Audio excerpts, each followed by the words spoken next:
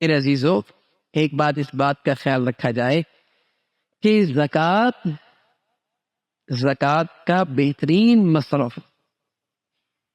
زکوٰۃ کا بہترین مصرف اپنے رشتہ دار ارد گرد دیکھا جائے، جو ضرورت مند ہے تلاش کیا جائے اور انہیں اس کی زکوٰۃ دی،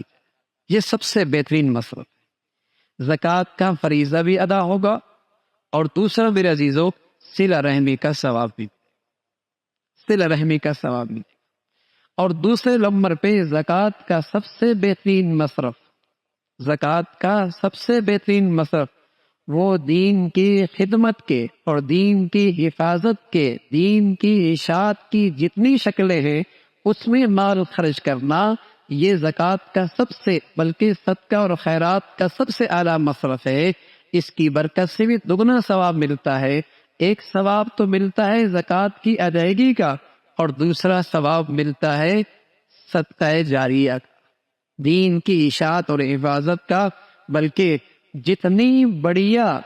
آپ کی زمین زرخیز ہوگی خرچ کرنے کی، جتنی زرخیز ہوگی آپ کے مال کے خرچ کرنے کی، اتنا اجر ملے گا۔ اور اللہ نے یوں فرمایا کہ ایک دانہ زمین پہ ڈالتے ہیں، زمین زرخیز ہوتی ہے تو وہ 7 بالیاں نکالتی ہے، اور ہر بالی سے 100 دانے نکلتے ہیں۔ ایک بالی سے 700 دانے نکلے، اللہ کے راستے میں جو خرچ کرتے ہیں ایک کے بدلے میں اللہ 700 دیتا ہے۔ لیکن فرمایا نا بس نہیں، واللہ یضاعف لمن یشاء، اگر وہ زمین زرخیز ہے جہاں آپ کا مال اور پیسہ لگا ہے، آپ نے تو مال لگا دیا زرخیز زمین پر، اور اس مال سے ایسا آدمی تیار ہوا جس نے سینکڑوں حافظ تیار کر دیے، جس نے سینکڑوں گھروں کے اندر قرآن کا نور پہنچا دیا، جس نے سینکڑوں دلوں کے اندر ایمان کی روشنی پیدا کر دی، جس مال سے سینکڑوں اسلام کے داعی اور خادم پیدا ہو گئے،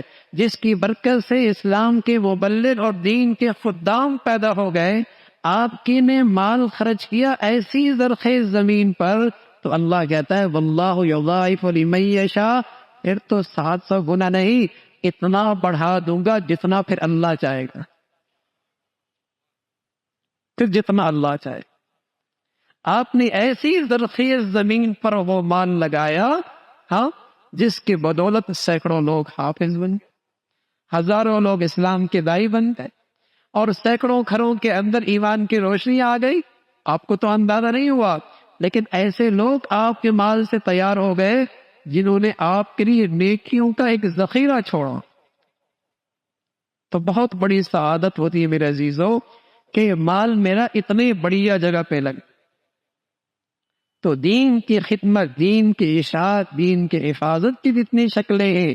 یہ آپ کے مال کا سب سے بہترین مصرف، رشتہ دار صلہ رحمی کا ثواب ہے، اور پھر یہ مصرف ہے جس سے آپ کے لیے صدقہ جاریہ ہے اور دین کی حفاظت کی شکلیں ہیں۔ تو میرے عزیزو، مسلمان کی شان ہے وہ سخی مزاج ہوا کرتا ہے، وہ سخی مزاج ہوا کرتا ہے۔ پہلے تو مسلمان اپنے حلال مالوں سے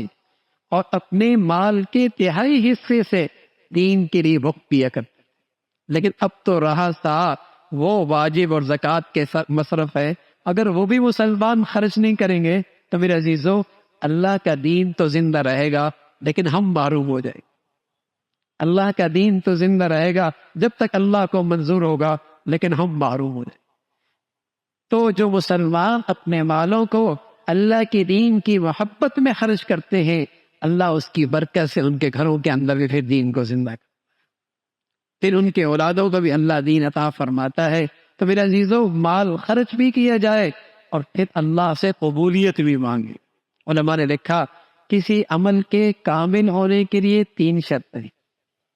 ایک شرط تو یہ ہے کہ کتنی بھی بڑی نیکی کر لے، خیال کرے کہ بہت چھوٹی کی ہے، خیال کرے کہ بہت چھوٹی کی ہے،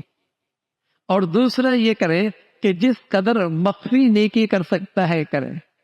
اور تیسرا فرمایا اس نیکی کے بعد اللہ سے قبولیت بھی مانگ لیا کرے، تو اللہ رب العزت اس نیکی کو کامل بنا دیا، اللہ اس نیکی کو کامل بنا دیا کرتے ہیں۔ تو اللہ رب العزت بھائی ہمیں مال خرچ کرنے کی بھی توفیق نصیب فرمائے اور اللہ اسے قبول بھی فرما لے۔